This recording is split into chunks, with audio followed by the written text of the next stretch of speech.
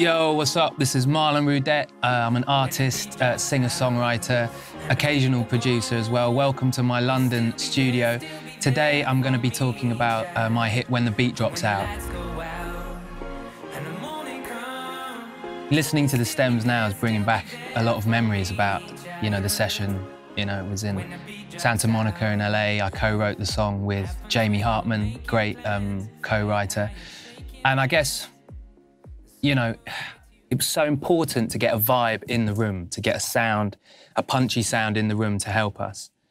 And one of the ways we did that, of course, is with CLA Vocals. I find it such an amazing plugin for creating that instantaneous record feel in the room, even though you're still writing. Maybe it's not the finished vocal, maybe it's still a bit rough around the edges.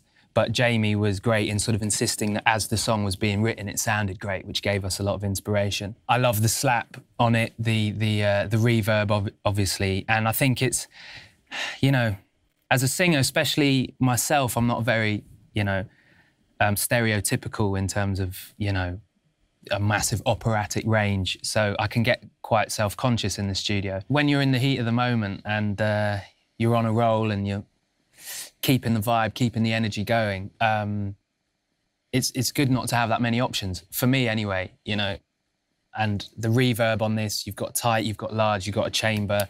For me, child, and when the lights go out and the morning come, will you still be there, still be there? The chamber obviously adds a lot of gloss.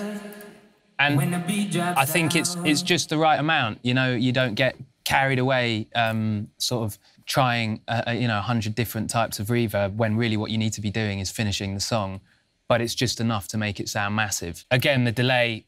Life happens when you're making plans, flying high and shaking hands.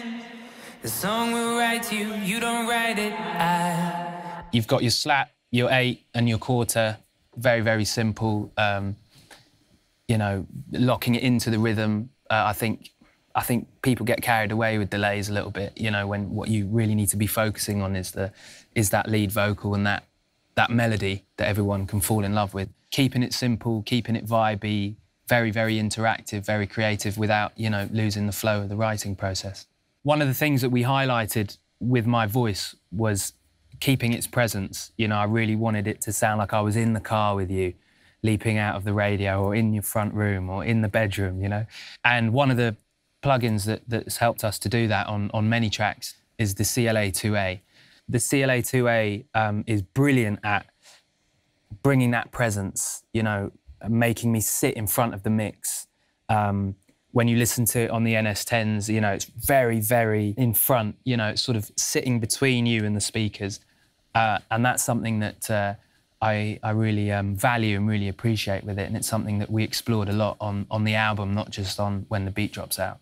When the beat drops out. So yeah, I've got the gain at 40 at the moment and peak reduction just below 60. Still be there for me, child. And when the lights go out. And when I kick it in, you can hear that fullness, it creates such a rounded sound, such a full-bodied sound. So finally, I think it's really important that your demo when you walk out of the studio is sounding fat, sounding punchy, sounds wicked in the car. So, the mix bus chain is very important in that.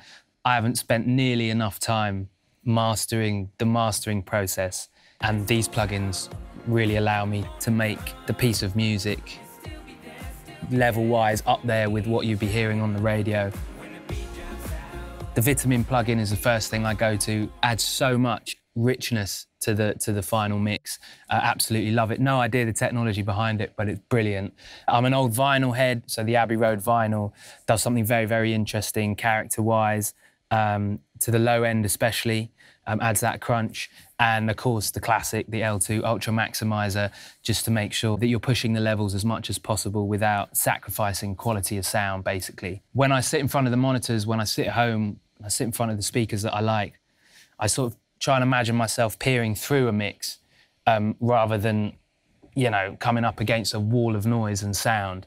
And I think these plugins really allow you to make your track as loud as possible without sacrificing that three-dimensional aspect to it. You can hear all the reverbs within the track, all the detail. So yeah, hugely, hugely important to the process, these 3 plugins. I hope you've enjoyed being here with me at my London studio, talking about the mad songwriting and production process on When the Beat Drops Out. Thank you so much. Hope to see you again soon.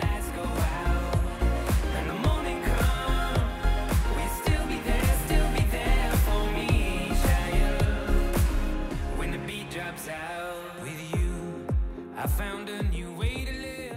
I see